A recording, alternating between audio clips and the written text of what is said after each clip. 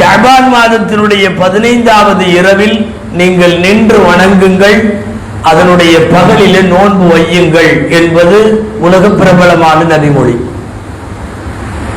முஸ்னத் அஹ்மது உள்ளிட்ட நூல்களில் இதனுடைய விரிவுரைகளை குறித்து எழுதுகிற போது சஹாபாக்களில் 1-2 பேர் அல்ல, சுமார் 8 சஹாபிகள் ஒன்று சேர்ந்து இந்த இரவு வணங்க வேண்டும் என்றும் பகலிலே நோன்பு வைக்க வேண்டும் என்றும் இந்த அறிவிப்பை செய்திருக்கிறார்கள்.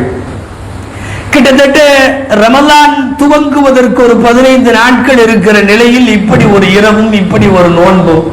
மார்க்க அறிஞர்கள் குறிப்பிடுகிறார்கள், ஒரு மாதம் அடுத்து இருக்க போவதற்கான ஒரு ட்ரைனிங் டே பராத் என்பது. அதாவது பகலெல்லாம் நோன்பு வைத்தால், இரவெல்லாம் வணங்கினால் நீங்கள் எந்த மாதிரி இருப்பீர்கள், எந்த மாதிரி இருக்க வேண்டும், ஒரு ட்ரையல் பீரியட்.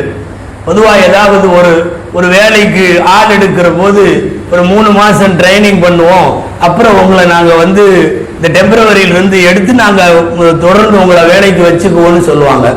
ஒரு அடுத்து வரக்கூடிய ஒரு மாதத்தின் அமல்களுடைய சுருக்கம் தான் இந்த இரவு. இந்த இரவுல செய்யறது அதுதான். நின்று வணங்குவது, தொழுகுவது, திக்ர் செய்வது, துஆ செய்வது, குர்ஆன் ஓதுவது, ஏதாவது சதகா தான தர்மம், இதெல்லாம் இரவின் அமல்கள். பகல் முழுக்க நோன்பு வைத்து அதனுடைய இஃப்தாரிலே அல்லாஹ்விடத்தில் துஆ செய்வது, இப்படியெல்லாம் இருக்கிற காரணத்தால் ஒரு ரமலானுக்கான முன்னுரை என்று சொல்லலாம். ஒரு ட்ரையல் பார்க்கிறதுக்காக இறைவன் தந்திருக்கக்கூடிய ஒரு நாள் என்று இவைகளை சொல்லலாம். ஆயத்தில் வருகிறபடி, ஹதீஸில் வருகிறபடி அல்லாஹ் மலக்குகளிடத்திலே பொறுப்புகளை இந்த இரவிலே பிரித்து தருவதால் சில மார்க்க அறிஞர்கள் இது திட்டமிடும் இரவு, பட்ஜெட் உடைய இரவு என்றெல்லாம் பல்வேறு பெயர்களிலே சொல்லுவார்கள். பொதுவாக டோட்டல் பட்ஜெட் ஒன்று இருக்கு, அதுக்கு பேர் தான் லவ்ஹுல் மஹ்ஃபூதுன்னு பேர். குர்ஆன் குர்ஆன்ல அந்த வார்த்தையில சொல்றதுன்னா உம்முல் கிதாபு, கிதாபுகளின் தாய், பதிவேடுகளின் தாய் அப்படின்னு ஒண்ணு இருக்கு. அந்த அல்லாஹ் லவ்ஹுல் மஹ்ஃபூதுல எல்லாத்தையும் பதிவு பண்ணி வச்சுட்டான். எல்லாருடைய பிறப்பு, இறப்பு, அது இது ரிஸ்க் எல்லாம் கொடுத்தாச்சு, எல்லாம் இருக்கு. ஆனாலும் ஆண்டுதோறும் அது கிதாபுகளிலே உள்ளதை மலக்குகளிடத்தில் ஒரு ஆண்டுக்கு ஒரு முறை பொறுப்பு பிரித்து தருகிற போது மாற்றங்களை செய்ய அவனுக்கு அதிகாரம் உண்டு. பொதுவாக உலகத்தில் பார்க்குறோம், 5 years பட்ஜெட்னு 5 ஆண்டு பட்ஜெட் போடுவாங்க, 10 வருஷ பட்ஜெட் போடுவாங்க. சில கம்பெனிகள் ஒவ்வொரு வருஷம் பட்ஜெட் போடும். சில பேர்லாம் 3 மாசம் போடுவாங்க சில கம்பெனிகள்ல. போன இதுல உள்ள 3 மாசத்தினுடைய கணக்கை பூரா ஒப்படைச்சு காசை கரெக்டா வாங்கினா தான், காசை ஒப்படைச்சா தான் அடுத்த 3 இதுக்குள்ளதை கொடுக்க முடியும். அப்ப இப்படி யோசிக்கிற போது அன்பிற்குரியவர்களே, இது மலக்குகளிடத்திலே பொறுப்புகளை பிரித்து தருகின்ற, பொறுப்புகளை ஒப்படைக்கக்கூடிய ஒரு இரவாய் இந்த இரவு இருக்கிற காரணத்தால் தான் அல்லாஹ்விடத்திலே இந்த இரவில் பிறப்புகளை கேட்பவர்கள், இறப்பினுடைய விகிதங்களை, இறப்பினுடைய சூழ்நிலைகளை கேட்பவர்கள், பலா முசீபத்துகளில் இருந்து பாதுகாப்பை கேட்பவர்கள், இப்படி பல்வேறு துஆக்களுக்காக வேண்டி கரமேற்றுகிறோம். குர்ஆன்ல ஒரு ஆயத்து வருகிறது, யம்ஹுல்லாஹு மா யஷா. அந்த மூல நூலில் பதிவேட்டில் இருப்பதில் சிலவற்றை இறைவன் நாடினால் அழிப்பான், வயுஸ்பிது நாடினால் சிலதை சேர்ப்பான். வஇந்தஹு உம்முல் கிதாப். இன்னைக்கு எதுக்கு கூடுறோம், அதான் எல்லாமே முடிவாயிருச்சு. உலகம் படிக்கிறதுக்கு முன்னாடியே வரப்போறவங்களுடைய எல்லா நல்லது கெட்டதும் முடிவாயிருச்சு, மௌத்து ஹயாத்து முடிவாயிருச்சு. இன்னைக்கு கேட்டு என்ன பிரயோஜனம்னா, அந்த பதிவேட்டை கையில வச்சிருக்கிறவனுக்கு மாத்திர அதிகாரம் இருக்கு. அவன் நினைச்சா சில நாள் தள்ளி போடுவான், நினைச்சா சில நாள் அட்வான்ஸா கொண்டு வந்துடுவான். பிள்ளை இல்லைங்கிறவங்களுக்கு கையெழுத்துகிற போது குழந்தை உண்டுன்னு எழுதுறதுக்கும் அவனுக்கு அதிகாரம் உண்டு. மரணங்களை எழுத, இரணங்களை எழுத எல்லாவற்றிற்கும் அவனுக்கு அதிகாரம் உண்டு. அப்ப வருஷம் இப்படி மாறுமா? இது என்ன முதல்ல ஒரு பெரிய பட்ஜெட் போட்டு அப்பப்போ வருஷம் மாத்திர மாதிரி இருக்கு. மாத்திர மாதிரி இருக்கிறதுனாலதான் நமக்கெல்லாம் நல்லது. எதையாவது கேட்க முடியும், அல்லாஹ்விடத்திலே அழுக முடியும், தொழுக முடியும், கோரிக்கைகளை இறைவனிடத்தில் பெற்றுக்கொள்ள முடியும். அந்த மூல கிதாபு வேற, இப்ப மாத்துறது வேற. சும்மா நம்மளுக்கெல்லாம் புரியுற மாதிரி பேசணும்னா நீங்க டைம் டேபிள் பார்த்தீங்கன்னா அதுல ஒண்ணு போட்டிருப்பாங்க, வைகை எக்ஸ்பிரஸ் போட்டிருப்பாங்க, அது வர்ற நேரம் அரைவல் டைம் போட்டிருப்பாங்க. ஏதாவது 10 மணி 12 மணின்னு போட்டிருப்பாங்க. வண்டி வர்றது அரை மணி நேரம் கழிச்சு தான் வரும். இப்போ போடுற டைம் வேற, இது வேற. இல்ல சார்ட்ல அப்படி இருக்கு, அந்த சார்ட் லவ்ஹுல் மஹ்ஃபூஸ் அப்படிதான் இருக்கும். இது இப்போ உள்ள கரண்ட் பொசிஷன் அரை மணி நேரம் லேட்டா வருது. இப்போ அந்த பதிவேட்டில் உள்ளது சரியா, அதுவும் சரிதான். இப்போ அரை மணி நேரம் லேட்டா வருதே சரியா, அதுவும் சரிதான். சில நேரம் லவ்ஹுல் மஹ்ஃபூஸிலே இருப்பதை இறைவன் சூழ்நிலைக்கு தகுந்தாற் போல், மக்களின் கோரிக்கைகளுக்கு தகுந்தாற் போல், மனிதர்களின் அமல்களுக்கு தகுந்தாற் போல் அவைகளை மாற்றி தருவதற்குள்ள அதிகாரத்தை அல்லாஹ் கையில வைத்திருக்கிறார். மிக முக்கியமாக இந்த இரவல்ல, இது போன்ற எந்த இரவு நமக்கு காலத்தினுடைய வாய்ப்பாய் அல்லாஹ் வழங்கினால் நம்முடைய முதல் அல்லாஹ்விடத்தில் கோரிக்கை பாவங்களை மன்னிக்க வேண்டும் என்பதுதான். ஏனென்றால் எல்லாரிடத்திலேயும் மலைகளாய் குவியல்களாய் பெரிய பெரிய கோபுரங்கள் அளவுக்கு குவித்து வைத்திருக்கிற பாவங்கள் நம்மிடத்தில் உண்டு. அல்லாஹ்விடத்திலே வாய்ப்பு கிடைக்கிற போது முதல்ல கேட்கிறது அதுதான். உங்களுக்கு தெரியும், பாவ மன்னிப்பிற்கான தௌபாவிற்கான நிபந்தனை 3. 1, செய்த பாவத்திற்காக வருத்தம். 2, இந்த பாவத்தை இத்தோடு விட்டு விடுகிறேன் அப்படிங்கிற மன உறுதி. 3வது, வருங்காலத்தில் இந்த பாவத்தை செய்ய மாட்டேன் என்கிற வாக்கு. இந்த 3ம் சேர்ந்ததுக்கு பேர் தௌபா. நமக்கு சந்தேகம் வரலாம், அப்படி சொல்லிட்டு அடுத்த வாரமே திரும்ப பண்றமே, பண்ணனா பரவாயில்ல, திரும்ப மன்னிப்பு கேட்கலாம். இது குழந்தை நடப்பதற்கு பழகிற மாதிரி, அப்பப்போ ஒழுகும், அப்பப்போ தூக்கி விடணும். எடுத்த உடனே குழந்தை 1 வயசான உடனே எந்திரிச்சு நம்ம வாக்கிங் போற மாதிரி கிளீனாவெல்லாம் நடக்காது. ஒரு 10 தடவை உளுந்து 10 தடவை எந்திரிச்சு அப்புறம் அந்த பிடிச்சி செவத்தை பிடிச்சி நடவண்டியை பிடிச்சி இப்படி ஊறி திமிரி இப்படிதான் நடக்கும். தௌபா என்பது இதனுடைய வாசலை அல்லாஹ் கியாமத்து வரை திறந்து வைத்திருப்பதற்கு காரணமே என்னன்னா, இவங்க ஒரு தடவை செய்ய மாட்டேன்னு சொல்லிட்டு போறவங்க அப்படி இருக்க மாட்டாங்கன்னு அல்லாஹ்வுக்கு தெரியும். குழந்தை நடை பயிலுவதை போல திரும்ப திரும்ப பாவத்தை செய்வான் மனிதன், திரும்ப திரும்ப மன்னிப்பு கேட்பான். அது இது ஒரு மாதிரியா இன்சல்ட் பண்ற மாதிரி இல்லையா? ஒரு பாவத்தை செஞ்சுட்டு செய்ய மாட்டேன்னு சொல்லிட்டு அப்புறம் திரும்ப செஞ்சுக்கிட்டு அதே பாவத்தை திரும்ப மன்னிச்சுக்கோன்னு கேட்க, அதெல்லாம் ஒண்ணும் இல்லை. ஒரு மீண்டும் மீண்டும் குழந்தை தாயிடத்திலே அடி வாங்கும், மீண்டும் மீண்டும் தாயிடத்திலே குழந்தை முத்தமும் வாங்கும். எவ்வளவு தடவை என்ன நடந்தாலும் மன்னிப்பதற்கு அவன் காத்திருக்கிறான். தௌபாவினுடைய வாசல் அதனால் தான் திறந்து வைக்கப்பட்டிருக்கிறது. எனவே இது போன்ற இரவுகளில் கேட்பதற்கு சந்தர்ப்பம் கிடைக்கிற போது கேட்கிற முதல் துஆ, முதல் வேண்டுதல் பாவ மன்னிப்பு என்பதுதான். பாவ மன்னிப்பை கேட்பதற்கென்று நமக்கு குர்ஆனில பாவங்களுக்கு மன்னிப்பு கேட்ட நிறைய பேருடைய வரலாறு இருக்குது. அதையும் என்ன பண்ணா தெரியுமா? சாதாரண ஆளுகள் பாவ மன்னிப்பு கேட்ட மாதிரி வைக்கல, பாவங்களே இல்லாத ரசூல் ஸல்லல்லாஹு அலைஹி வஸல்லம் பாவ மன்னிப்பு கேட்டிருக்காங்க, நபிமார்கள் பாவ மன்னிப்பு கேட்டிருக்காங்க. அந்த வாக்கியங்கள் எப்படி என்கிற அமைப்பு கூட குர்ஆன்ல இருக்கு. நமக்கு எல்லாம் தெரியும், ஆதம் அலைஹிஸ்ஸலாமும் ஹவ்வா அலைஹிஸ்ஸலாம் முதல்ல அவங்க கேட்ட துஆ, ரப்பனா வலம்னா அன்ஃபுஸனா வ இல்லம் தக்ஃபிர் லனா வ தர்ஹம்னா லனகூனன்ன மினல் காசிரின். ரப்பனா வலம்னா அன்ஃபுஸனா, எங்களுக்கு நாங்களே அநியாயம் பண்ணிட்டோம், எங்களுக்கு நாங்களே அக்கிரமம் பண்ணிட்டோம். வ இல்லம் தக்ஃபிர் லனா வ தர்ஹம்னா, எல்லாம் நீ மன்னிக்கலன்னா, எல்லாம் நீ கிருபை செய்யலன்னா நாங்க எல்லாமே நஷ்டவாளிகளா போயிடுவோம். இதுதான் துஆ. இந்த துஆவிற்குள்ள ஏராளமான புதையல்களை போல செய்தி இருக்கு. மன்னிப்பு கேட்கறதுக்கு அர்த்தம் என்ன தெரியுமா? Total surrender. எல்லாம் நாங்க அநியாயம் பண்ணிட்டோம், முடிச்சுக்கணும். அதோட கொஞ்சம் இப்படி நினைச்சு பாருங்களேன், ஆதமும் ஹவ்வாவும் தவறு செய்து விட்டு சுவனத்திலே இருந்து பூமிக்கு இறக்கி விடப்பட்டார்கள். துஆ கேட்கிறப்ப அவர் நினைச்சிருந்தா இப்படி எல்லாம் பேசியிருக்கலாம். எப்படி எல்லாம், யாரெல்லாம் நான் வேணும்னு தப்பு பண்ணல, இந்த சைத்தான் வந்தான், அவன் என்னமோ பண்ணி விட்டான், அவன் ஏதோ பண்ணதுனால அவன் பேச்சு கேட்டு நாங்கள் இப்படி பண்ணிட்டோம், நாங்களா இப்படி எல்லாம் பண்ணுவோமா, உன் கூட இருக்கணும்னு தான் நினைச்சோம், சொர்க்கத்திலே இருக்கிறதுக்கு எங்களுக்கு என்ன ஆசை இல்லையா, அவன் செஞ்சுதானே இப்படி இந்த இந்த இப்படினால அப்படினாலங்கிறதெல்லாம் பேசவே கூடாது. ரப்பனா வலம்னா அன்ஃபுஸனா நமக்கு கத்து தருகிற பெரிய விஷயம் என்ன தெரியுமா? காரணங்களை சொல்லி புலம்பாமல் முழுமையாக என்ன மன்னிச்சிருன்னு கேட்கணும். நான் மட்டும் இப்படி இருந்தா அப்படி பண்ணியிருப்பேன், என்ன பண்றது, இப்படி ஆகி போச்சு, அதனால இந்த தப்பு நடந்து போச்சு அப்படிங்கிறது உனக்கு தெரியும். இதெல்லாம் அல்லாஹ்ட்ட வேற மாதிரி விளக்கம் சொல்றது. அதாவது இவர் என்னமோ புனிதமானவர் மாதிரி, சந்தர்ப்ப சூழ்நிலைகள்னால இப்படி ஏற்பட்டுச்சுங்கிற மாதிரி. ரப்பனா வலம்னா அன்ஃபுஸனா, ஒரு வார்த்தை கூட ஆதம் ஷைத்தான் எனக்கு எடுத்ததுனால நான் பண்ணிட்டேனோ, அல்லது இந்த சூழ்நிலை இப்படி ஆயிருச்சு நான் மறந்துட்டேன், அல்லது எனக்கு ஏதாவது ஒண்ணுமே சொல்லல. துஆவே எப்படி தெரியுமா?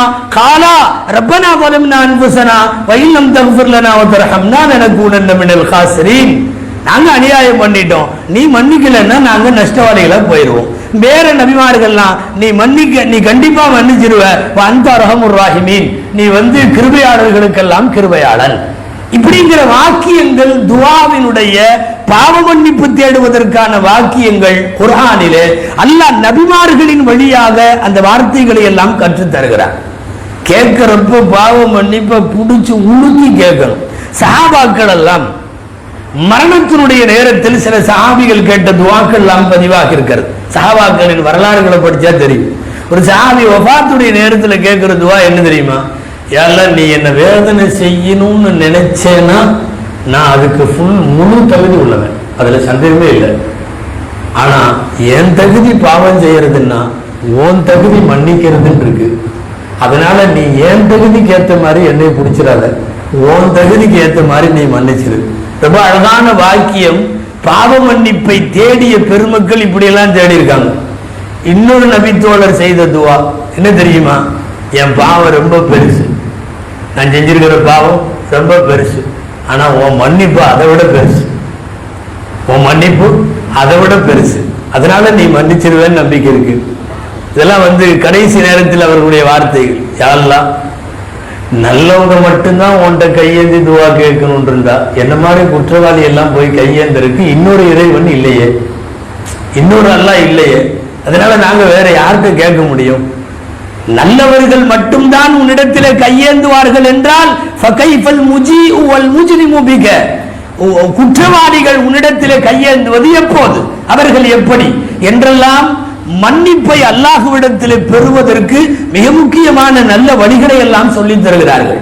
மன்னிப்பு கேட்கணும், வேற என்ன கேட்கலாம், வேற என்ன கேட்கலாம்? இப்ப இந்த மக்ரிப்ல எல்லாம் சொன்னமே, யாசின் எல்லாம் ஓதுனவே, இன்னைக்கு உள்ள அந்த பிரித்து கொடுக்கப்படக்கூடிய முக்கியமான விஷயங்களை கேட்கலாம். ஒண்ணு ரிஸ்கை கேட்கலாம், நம்முடைய ஆயுள் நீட்டிப்பை கேட்கலாம், பலா முசீபத்துகள் இப்போ வந்திருக்கு இல்லையா, ஒரு பெரிய பலாய் உலகம் பூரா இந்த கொரோனா மாதிரி பலாய், அதை நோயின்னு சொல்றதான்னு தெரியல, பலாயின்னு சொல்றதான்னு தெரியல, வேற ஏதாவது கிருமி வைரஸ் நுண்கிருமி என்னென்னமோ சொல்றாங்க, என்னன்னு தெரியல, இயற்கையா செயற்கையா என்ன நடக்கு ஒன்றும் புரியல. இந்த மாதிரி உள்ள மிகப்பெரிய முசீபத்துகளிலே இருந்து பாதுகாப்புக்கு வேண்டும்னு கேட்கலாம். நிறைய பேர் எதை கேட்கிறாங்களோ இல்லையோ கண்டிப்பா ரெண்டு கேட்பாங்க. ஒண்ணு என்னன்னா, யாரெல்லாம் ரிஸ்க்கு கொஞ்சம் நல்ல பறக்கத்தை கொடு, இது கண்டிப்பா கேட்பாங்க. ரெண்டாவது, கொஞ்சம் மவுத்தை கொஞ்சம் பார்த்து தள்ளி போடும், இந்த சீக்கிரமா கூப்பிட்டுக்க வேணாம் அப்படிங்கிறது. ரிஸ்க்கு தேடி வரும். அல்லாஹ் ரிஸ்க்குக்கென்று சில வரையறைகளை வைத்திருக்கிறான் அல்லவா. ஜிப்ரீல் அலைஹிஸ்ஸலாம் என் காதிலே ஊதி என் மனதிலே பதிய வைத்த விஷயம். இன்ன ஜிப்ரீல் நஃபத ஃபீ ரௌஇ, ஜிப்ரீல் ஊதினார்கள். என்ன ஊதினார்கள்? லன் தமூத நஃப்ஸுன் ஹத்தா தஸ்தக்மில ரிஸ்குஹா, எந்த ஆத்மாவும் ரிஸ்க் முடியாம மௌத்தாகாது. ரிஸ்க் முடியாம மௌத்தா போறது இல்ல, கண்டிப்பா மௌத்தா போறது இல்ல.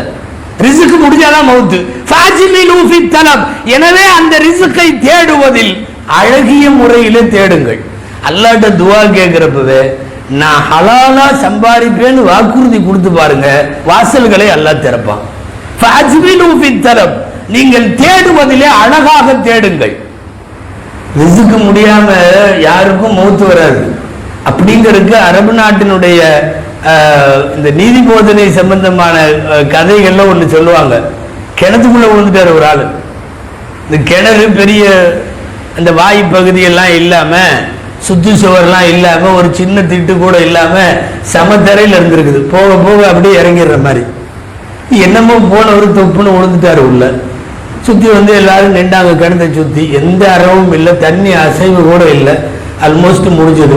மேல இருக்கிற யாருக்கும் சந்தேகம் இல்லை, அவர் மூத்தா போயிட்டாரு கண்டிப்பா அப்படின்னு நினைச்சுக்கிட்டாங்க. என்னத்துக்கும் விட்டு பார்ப்போன்னு பக்கெட்டை விட்டு கயிறை விட்டா ஆளு மேல வர்றாரு. மேல உட்கார வச்ச உடனே உயிரோடு தான் இருக்கு, மௌத்தாவெல்லாம் போகல. எல்லாத்துக்கும் ஆச்சரியமாயி அப்புறம் கடைசியில எல்லாம் இது பண்ணி பேசி ஒரு கப்பு கொண்டு பாலை கொடுத்து அந்த பாலை குடிச்சிட்டு அவர் எந்திரிச்சிட்டாரு. இந்த கிணத்து வாசல்ல தான் நின்றுட்டு இருந்தார். எல்லாரும் கேட்டாங்க, எப்படி விழுந்த, உனக்கு எப்பவும் பழக்கமான பாதை தானே இது, எப்படி விழுந்த, என்ன ஏதுன்னு கேட்டாங்க. அவர் விளக்கி சொன்னார், இப்படி வந்துட்டு இருந்தனா, இப்படி இருந்தனா, அப்படி இருந்தனான்னு சொல்லி கீழே போய் அந்த தெரியுது பாரு, அந்த இடத்த பிடிச்சிட்டு நின்றேன்னு சொல்லிட்டு விழுந்தாரு. திரும்ப செகண்ட் டைம் உள்ள. இப்ப எல்லாருக்கும் என்ன நம்பிக்கை தெரியுமா? கைத்த விட்டா மேல வந்துருவாரு, தூக்குனா மௌத்தா போய் வர்றாரு. அதை எழுதுறவங்க இந்த நிகழ்ச்சியை எழுதுறாங்க. இந்த ஒரு கப்பு பால் அவன் ரிசுக்குல பாக்கி இருந்துச்சான், குடிக்கிறதுக்குன்னு வந்திருக்கான் போடுறது. கீழே விழுந்த ஆளு ஒரு குவளை பால் இன்னமும் அவனுடைய ரிசுக்குல முடிய வேண்டியதுல எழுதியிருக்கு. அது குடிக்காம என்ன மூத்தா, என்ன ஆள் கிணறுல விழுந்தாலும் மேல வந்துருவேன், என்ன தீ குடிச்சாலும் உயிரை காப்பாத்திடுவான்ல, அந்த கப்பு பாலை திரும்ப குடிச்சாலும். இங்க ரசூலுல்லாஹி என்ன சொல்றாங்க, இந்த ஹதீஸ் கொஞ்சம் பாருங்களேன். எந்த ஆன்மாவும் ரிசுக்கு முடியாமல் மௌத்தாகாது, எனவே தேடலை அழகாக்குங்கள், நல்ல தேடுங்க. கொஞ்சம் யோசிச்சு பாருங்க, ஹலாலான வருவாய்கள் ஹராமான வருவாய்கள் எதுல அதிகமா இருக்குங்கிறீங்க? 1000 வழிகள் ஹலாலாக சம்பாதிக்க இருக்கிறது உலகத்துல, 1000 வழி. இதுல வெறுமனே ஒரு 10-15 வழி தான் இருக்குது. மார்க்கம் தடுத்திருக்கிற ஹராம், ஒரு லஞ்சம், ஒரு வட்டி, ஒரு அடுத்தவன் காசு அடிக்க, இப்படி எல்லாம் ஒரு லிஸ்ட் நீங்க விரல விட்டு எண்ணிடலாம். ஹராமில் வருவாயை தேடுவோருடைய அந்த ஹராமான சம்பாத்தியங்களின் எண்ணிக்கை ஒரு 10, 15, 20 விரல் விட்டு எண்ணி விடுபவை. ஆனால் என்ன தொழில் செய்யலாம் அது ஹலால் என்பதற்கு துனியா முழுக்க 1000 வழி, 1000 வழிகள். யாரையும் ஏமாத்தாம நேரடியா சம்பாதிச்சா, செருப்பு தைக்கிற தொழில இருந்து, வண்டி தள்ளுற தொழில் இருந்து, மூட்டை தூக்குற தொழில் இருந்து பட்டியல் போட்ட 1000 போகும். அப்ப நபி ஸல்லல்லாஹு அலைஹி வஸல்லம் சொல்லுகிறார்கள், ஃபஅஜ்மிலு ஃபி தலபி, தேடுவதை அழகாக தேடுங்கள். தேடலாமே. வியாபாரத்தில் நேர்மையாகவும் நிறைய சம்பாதிக்கும் ஒரு சஹாபி இருந்தாரு, உம்ரா உர்வத்துல் பாரிக்கின் பேர், உர்வா ரலியல்லாஹு அன்ஹு. நபி ஸல்லல்லாஹு அலைஹி வஸல்லம் ஒரு 2 தீனார் கையில கொடுத்தாங்க, எனக்கு ஒரு ஆடு வாங்கிட்டு வந்து. 2 தீனார். அவரு நல்ல இந்த பிசினஸ் மைண்ட் கொஞ்சம். 2 தீனாரை கையில வாங்கிட்டு ஆடு வாங்குறதுக்கு வந்தார். சந்தையில எல்லாத்திட்டையும் விலையெல்லாம் பேசி பார்த்தார். கடைசியா ஒரு இடத்துல 1 தீனாருக்கு ஆடு கிடைச்சது. 1 தீனாருக்கு ஆடு வாங்கிட்டார். வாங்கிட்டு அந்த சந்தையிலேயே போய் வரிசையா கடையெல்லாம் இருக்குமில்ல, இவர் அதுக்கு அந்த பக்கம் தள்ளி நின்று அந்த ஆட்டை விற்கிறதுக்கு நின்றார். வாங்கின ஆட்டை கொஞ்ச நேரம் விற்று 2 தீனாருக்கு விற்றார். வாங்கினது ஏற்கனவே ரசூலுல்லாஹ் கொடுத்தது 2 தீனார். 1 ஆடு வாங்கியாச்சு, கையில எவ்வளவு இருக்கு? 1 இருக்கு. இப்ப இந்த ஆட்டை வித்து 2 தீனார் கையில வந்துருச்சு. மொத்தம் எவ்வளவு தீனார் ஆச்சு? 3 தீனார். திரும்ப போய் அந்த 1 தீனாருக்கு ஆடு கொடுத்தான்ல, அவன்கிட்ட 1 தீனார் கொடுத்து ஆடு வாங்கினார். கையில ரசூலுல்லாஹ் கொடுத்த 2 தீனார், இந்த கையில ஆடு எடுத்துட்டு ரசூலுல்லாஹ்ட்ட வர்றார். ஸல்லல்லாஹு அலைஹி வஸல்லம் கொடுத்து அனுப்பிச்சது 2 தீனார் தான். அதே 2 தீனாரோட தான் வர்றார், பிளஸ் ஒரு ஆட்டோட வர்றார். நபி ஸல்லல்லாஹு அலைஹி வஸல்லம் என்ன கொடுத்த காசு திருப்பி கொடுக்குற, ஆடு வேறு கொடுக்குற அப்படின்னு கேட்டாங்க. ஒருவார் ரலியல்லாஹு தஆலா அன்ஹு சொன்னாங்க, நீங்க கொடுத்த காசுல தான் வாங்கினேன்னு விஷயத்தை பூரா சொன்னாங்க. பூரா செஞ்ச உடனே பரக்கல்லாஹு ஃபீ ஸஃப்கத்தி யமீனிக, உன் வலது கை செய்யக்கூடிய இந்த வியாபாரத்தில் அல்லாஹ் பரக்கத் செய்வானாக. இது முறை தவறியான சம்பாத்தியம் எல்லாம் இல்லை, அழகா சம்பாதிக்கலாம், ஹலாலாவே சம்பாதிக்கலாம். இந்த சஹாபியை பத்தி உள்ள வரலாறுல வருது என்ன தெரியுமா? பின்னாடி மதினால இருந்துட்டு இவர் கூஃபாவுக்கு போன சஹாபி, கூஃபால போய் செட்டில் ஆனவர். கூஃபாவுலயே ஒட்டுமொத்த கூஃபாவுல அவ்வளவு பெரிய பணக்காரரா இருந்திருக்காரு, அதாவது அரசர் அளவுக்கு ஈக்குவலா இருந்திருக்காரு. அவரே சொன்ன வார்த்தை பதிவாக இருக்குது என்ன தெரியுமா? லவ் பிஅது துராப லரபஹது ஃபீஹி, நான் மட்டும் மண்ணை வித்தனாலும் அதுல லாபம் கிடைக்கும். காரணம் ரசூலுல்லாஹ் எனக்கு துஆ செஞ்சுட்டாங்க. ரசூலுல்லாஹ் ஸல்லல்லாஹு அலைஹி வஸல்லம் அல்லாஹ் உனக்கு வியாபாரத்துல பரக்கத் செய்யணும்னு சொல்லிட்டாங்கல்ல, அதனால நான் போய் மண்ணை எடுத்து வித்தாலும் அதுல பரக்கத் ஆயிரும். சொல்ல வந்தது, ஹலாலாக தொழில் செய்ய 1000 வழி உண்டு. ஹராம்ங்கிறது வெறும் ஒரு குறிப்பிட்ட ஒரு 10 தொழில், இதை செய்ய வேணாங்கிறது மார்க்கம். நீ இவ்வளவு பெரிய வழியாக இருக்கிற ஹலாலான தொழில்களை நோக்கி போகலாமே என்பதுதான் இந்த ஹதீஸுடைய கருத்து. அதனால அல்லாஹ்ட்ட கேட்கலாம், ஹலாலான ரிஸ்க் கொடு, நீ கொடுக்கிற அந்த ரிஸ்க்ல யா அல்லாஹ் நீ பரக்கத்தை கொடுன்னு கேட்கலாம். நல்ல மௌத்தை கொடு, அந்த மௌத்து எங்களுக்கு கலிமாவோடு வர வேண்டும், நீண்ட ஆயுளுக்கு பின்னால் வர வேண்டும், அது மனிதர்கள் பழிக்கிற அல்லது உலகத்தில் மோசமாக பார்க்கப்படுகிற மரணங்களாக இருக்கக்கூடாது என்றெல்லாம் ரப்பிடத்தில் கேட்பதற்கு இவைகளெல்லாம் ஒரு நல்ல இந்த இரவிலே வாய்ப்பு.